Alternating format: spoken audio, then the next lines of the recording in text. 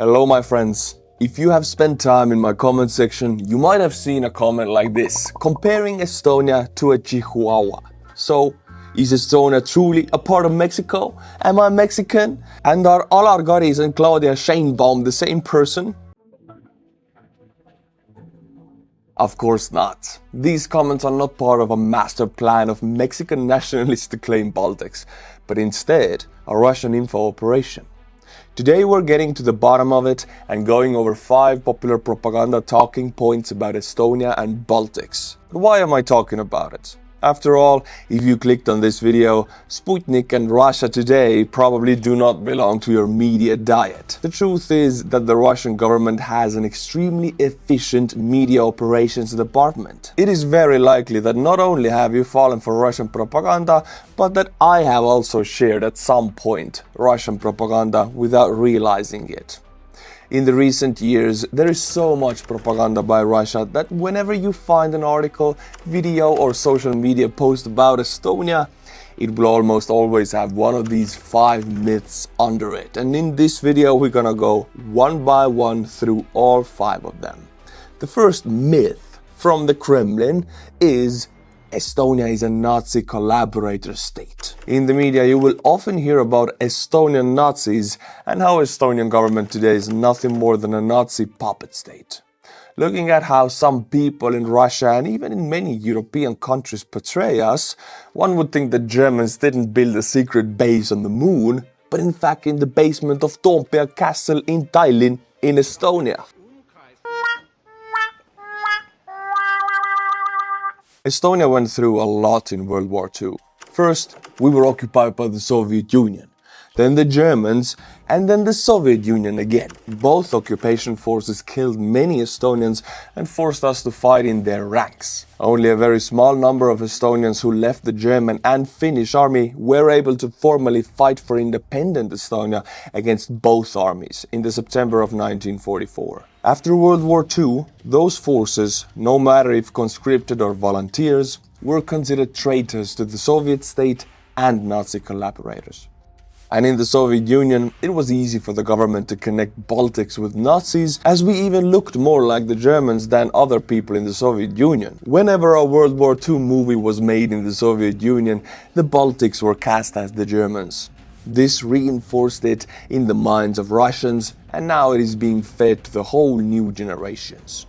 In 2007, Estonia planned on relocating a statue of a Soviet soldier to a cemetery. This incident became a focal point of tensions between Estonians and Russians, leading to a riot in Tallinn, now known as the Bronze Night. This riot was orchestrated by the Russian Special Forces and the Kremlin, the FSB. What followed was a number of cyber attacks and anti-Estonian propaganda, and in the center of this, the slogan ESS Estonia.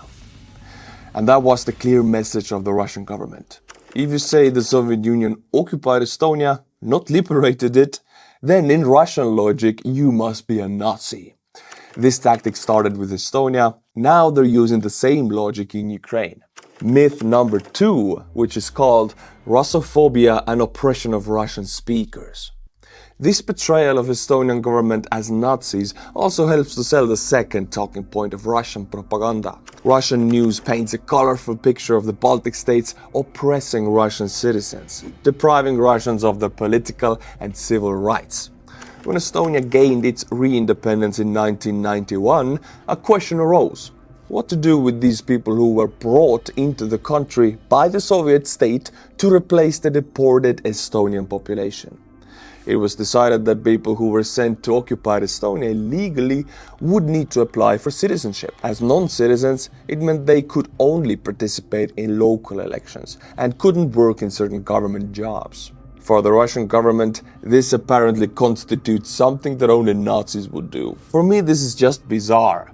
I couldn't go to Russia and vote in elections. Even Russians themselves cannot really vote in Russian elections. This is not a regular state of affairs almost in any country. So why would it be in the Baltics? There is a system for getting a citizenship, and a lot of people have gotten it since re-independence. Hand in hand with that, they also promote how Estonian Russians would much more like to live in the Russian Federation and how they miss the good old Soviet times.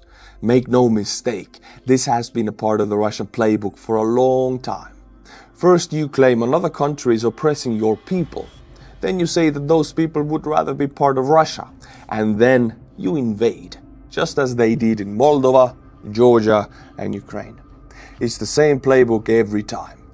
Our people are being oppressed, followed by they want to rejoin the motherland, and then, surprise, the tanks roll in. Russian propaganda myth number 3, which is called Western puppet or a NATO pawn. There has been a lot of talk on the Russian side about the NATO expansion, claiming that Estonia somehow got invaded by the US or NATO. The Russian government sometimes claims that Estonia is nothing more than a puppet state for the CIA or whatever type of global Illuminati type conspiracy theory is currently most popular. The whole topic of NATO expansion is a lie. It's an alliance. NATO didn't expand into Estonia. Estonia became a member state of it. For Russia, it is of course very hard to imagine that you can have allies without threatening them into submission. If Russia was a kid, he would be the one who brings a gun to kindergarten, just so that no one could say no to being his friend. Talking about whether NATO did or did not promise to expand to the Baltics and Eastern Europe is only useful for the Russians. That's how they make you forget that it was our decision to join NATO and that we are members of NATO, not just hostesses of their base. The same way they claim that Maidan was a CIA operation, they also claim that the very governments of Baltic countries are just puppets of others. It's always easier to blame some bigger conspiracy theory than to admit their own faults. Russian propaganda myth number 4, which is called failed states or economic decline. That's right, Russia, which towns look like this, says that Estonia is a failed state.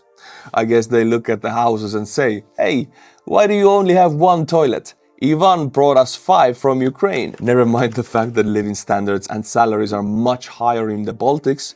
Apparently life in Estonia is so bad that people leave in droves and nothing new has been built since the Soviet Union collapsed. Anyone who has been to the Estonian-Russian border would not actually think that. It is clear that a country where people live on average 7 years more has done some particular upwards failing. You know how the Russians always advance in Ukraine, and usually it's quite often it's reverse advancing. Well, we are doing the upwards failing. Just look at the GDP. Narva, on the Estonian side, might be one of the poorest parts of Estonia, but still the difference of living standard is stark.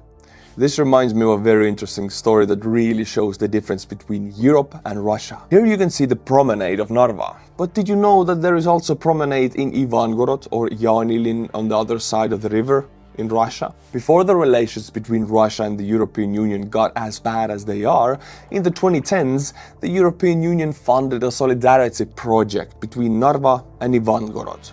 Both towns were given money to build a promenade to their side of the river. When the work was done, Narva had spent around $830,000. Ivangorod at the same time received nearly $1.2 million. So what do those promenades provided by the European funding look like? Here we have some pictures of the Narva promenade. It is pretty nice. A park here, some fountains and statues. The street lanterns and flower beds are not bad either. And this is the promenade on the Russian side. I don't think I need to say anything anymore. This just shows that the Russian government is not only killing people from other countries, but it is also making the lives of Russians themselves worse by stealing from them. At least residents of Ivangorod have a place where to admire the beautiful Narva promenade of Estonia. And now finally propaganda myth number 5. Hostile towards Russia and peace. But what about the Chihuahuas after all? Well, since Russia invaded Ukraine, the main focus of Russian propaganda in Europe and the United States has been to convince us that Ukraine should not be helped, and for this, the Baltics have been one of the biggest obstacles. Not only have we given Ukraine a lot of aid, but the Baltics have also been pushing for increasing sanctions and fighting against Russian influence. This is why the Russian government wants to portray us as the Chihuahuas. It is really a perfect symbol for them to use. Not only does it show us as unreasonable and bloodthirsty, but it also makes us seem weak and irrelevant. This is a mistake that even our allies sometimes make, discounting us. For example, it used to be very popular for some Western analysts to say that Estonian army is only 5,000 men strong, counting only the professionals. They just couldn't understand how the Estonian army functions, and so it was comfortable for them to make Estonia look weaker than it is. In reality, Estonia never abolished conscription, mandatory military service, like Latvia and Lithuania did. So we have a well-trained reserve army, and by now, of course, Latvia and Lithuania have also reinstated conscription, which makes me very glad. Hey, but I can say, let's be Chihuahuas. Loud, annoying, impossible to ignore. Because when we bark, people listen, and it turns out that barking helped save lives in Ukraine. There is no shame in being vocal about what's right. Russia is trying to paint a picture of us because for Russia there is a real danger. The barking of Baltics has had a real impact on the support Ukraine has gotten. In the end, it is easy to convince Russian people of those lies because what else is there for them to believe? Most Russians will never leave the country, and even if they do, they certainly will not be going to the Baltics.